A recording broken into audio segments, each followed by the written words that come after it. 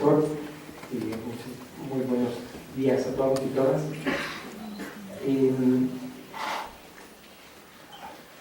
Existe un programa de televisión que seguramente la mayoría conoce, que se llama La Rosa de Guadalupe.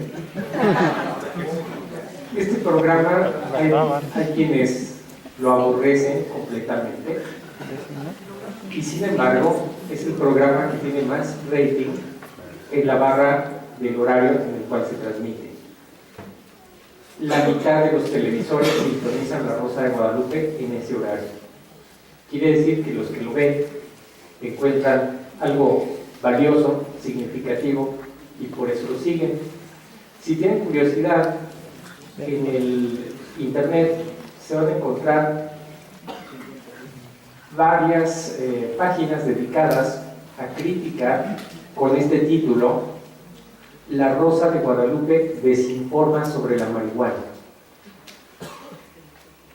De ese motivo es que quiero partir en mi reflexión, porque se daría una contraposición entre lo que se informa y lo que se desinforma a través de una expresión de este tipo que compromete en cierta medida un elemento de la creencia y de la religiosidad popular, como es la Virgen de Guadalupe. Quisiera poner de relieve que una de las premisas básicas de la economía neoclásica, neoliberal, es que debemos tener acceso a una información completa y a bajo costo. La información completa es una condición para que el libre mercado opere de una manera eficiente. Y ese mismo planteamiento es el que seguimos, porque yo casi me atrevería a decir que si ahorita sondeáramos el punto, no nos parecería correcto que la Rosa de Guadalupe desinforme sobre la marihuana, lo cual conduciría a invitar a que informe. Y ese dilema es muy interesante. Sam Harris, autor de un libro que se llama El final de la fe, y con él muchos otros autores, sostienen que no existe ninguna base empírica observable que permita justificar aquello que es objeto de creencias, y por lo tanto no existe alguna razón para que la gente crea. Mi conclusión hasta ahí es que el celo por el realismo es un mecanismo que nos priva de la expectativa, de la esperanza, de la capacidad de imaginar y de la posibilidad de abrirnos a aquello que no sea empíricamente demostrable. No sé si es claro hasta ahí. Quedaría muy empobrecida nuestra vida si nuestro límite fuera solamente aquello de lo que tenemos información y solamente aquello a lo que podríamos empíricamente probar.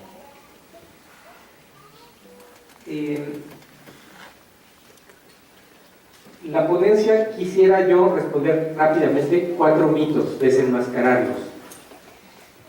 Estos mitos tienen que ver con 3 ejes que se cruzan, que es la creencia, la gente cree y el que cree.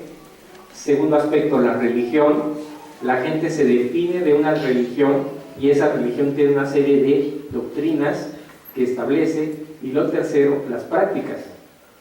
Si nosotros pensamos esos 3 aspectos, la creencia, la religión y las prácticas, no necesariamente están en la misma sintonía.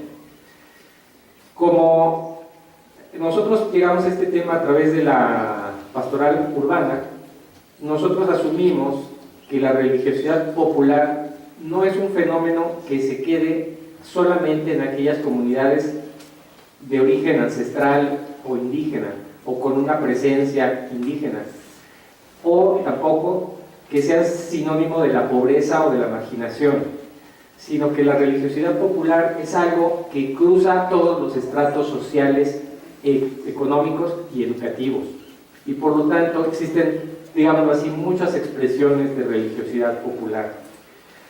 Desafortunadamente esto me lleva a un dilema: ¿la religiosidad popular es complementaria a la religión o es algo antagónico a la religión?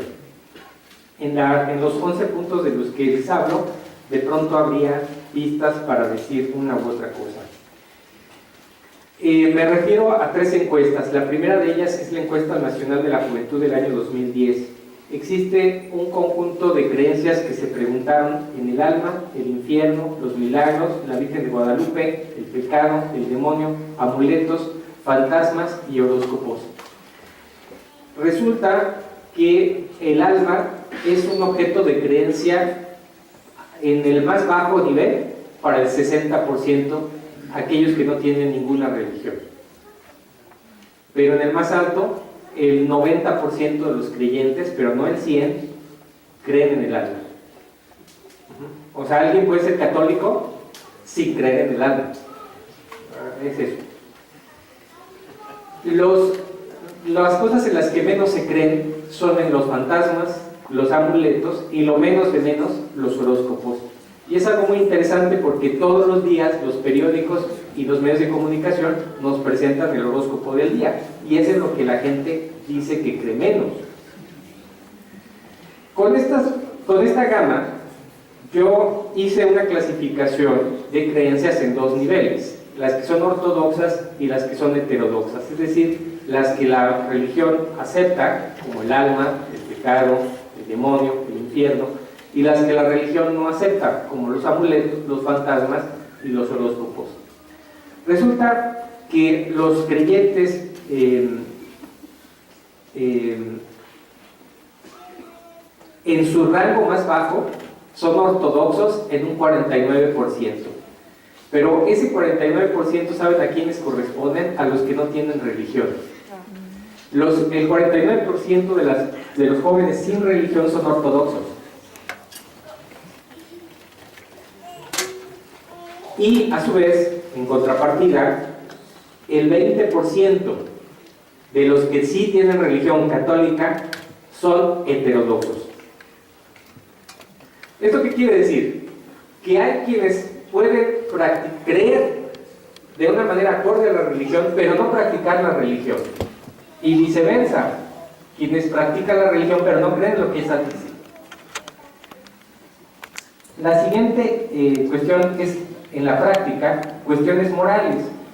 Se dice que la religión no interesa a los jóvenes, pues según los datos de la misma encuesta nacional de la juventud, resulta que el 60% de los jóvenes asisten alguna vez al templo y lo hacen con un familiar. Pero solamente 3% lo hacen con amigos. Es decir, la religión se cultiva en el ámbito familiar. Pero un 14% asisten solos. Nadie los lleva. Quizás no se note, pero ahí está.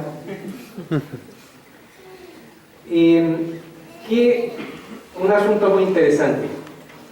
La sexualidad y la religión. Aparentemente los jóvenes actualmente tienen unas prácticas muy diferentes de lo que la religión dice. Bueno, según la encuesta nacional de la juventud, el 51% no han iniciado una actividad en este orden, 51%, repito, y aquellos que sí lo han hecho, el 10%, la primera vez ha sido con su esposo o esposa.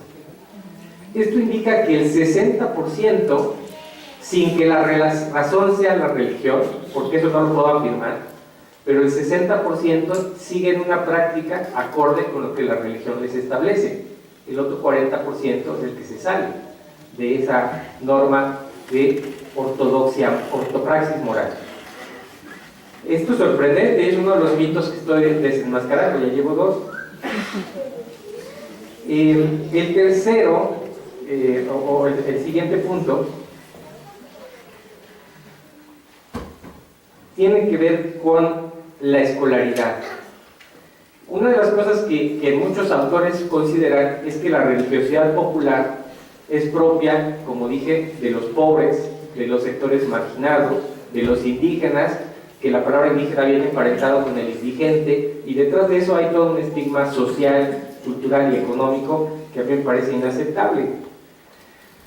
Resulta que las diferentes creencias que la encuesta de la juventud nos ofrece, es decir, catolicismo, cristianos, de cualquier otra denominación, otras religiones, bíblicos o personas sin religión, tienen exactamente el mismo patrón conforme a los niveles educativos. Es decir, no se prueba que alguien que haya estudiado la universidad sea menos creyente que alguien que solamente empezó la primaria y no la terminó. De los últimos puntos que quiero presentar a su consideración es la eficacia de la religión. Se ofrecieron 5 preguntas en la encuesta, son muy limitadas, y una era si la religión tiene una respuesta a los problemas y necesidades morales de las personas,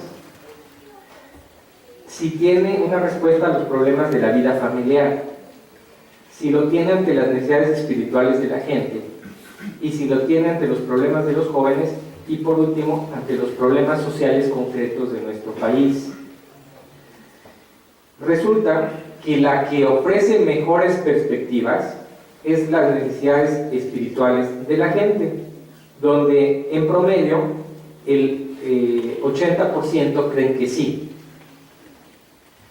Pero no es el 100% ni siquiera de las necesidades espirituales, observemos esto. Necesidades morales se caen al 65%. Y en cuanto a una respuesta a los problemas de nuestro país, pues escasamente llega al 45%. En otra encuesta que realizó el LOSOC, que se llama Sobre Cultura y Práctica Religiosa en México, el 20% no tenían una respuesta que dar cuando se les preguntó para qué servía la religión. Y el 28% dijo que para nada. Esa es una cuestión muy interesante para quienes tienen un liderazgo religioso, porque no queda claro a los ojos de la gente qué utilidad o qué beneficio ofrece la religión para ellos. Le pregunté a una colega profesora de esta universidad hace años en qué escuela tenía su hijo, y me dijo el nombre de la escuela y agregó de inmediato: es una escuela católica, no demasiado católica, por eso me gusta. Esa respuesta a mí me parece paradigmática, porque refleja el hecho de que en efecto las personas creen, pero no ven en armonía en la práctica de la religión oficial. Por esa razón mi cuestionamiento era si la religiosidad popular, que es un hecho y que se prueba por la cantidad de creencias que tiene la gente, si está complementando o antagonizando con la religión oficial. Las prácticas: poner una veladora, hablar con Dios, participar en una peregrinación, son las 3 prácticas que más mencionaron los jóvenes cuando se les preguntó. Y lo que menos practican es hacer labor misionera, o estar en una mayordomía, o rezar el rosario. ¿Ven? Entonces, un acto que no es cualquier acto, como es prender una veladora, acudir a una peregrinación, son actos muy vitales, es ponerse en movimiento. Pero rezar el rosario está en el otro lado. En conclusión, si se observan todas las prácticas antedichas, es precisamente porque no solo la creencia como acto interior de aceptación de una realidad invisible se mantiene, contrariamente a lo que dice Harris y muchos. O sea, la gente cree y va a seguir creyendo aunque le digan que no lo puede probar. Porque para la gente la creencia tiene no solo un sentido, sino un valor. Sin embargo, la vigencia corporativa de la religión representa una realidad mucho menos clara, porosa, menguante en algunos casos, y especialmente sometida a la capacidad de autodeterminación de los individuos, que es algo que me interesa subrayar, que hacen una religión compleja, efectiva, pero subjetiva. Y bueno, les dejo, este texto se va a enriquecer. La doctora Padrón, aquí presente, nos ha invitado a hacer una publicación, y pues a través de esa publicación pues la pondremos también a su conocimiento, porque hay muchos detalles que no pude alcanzar a explicar. Muchas gracias.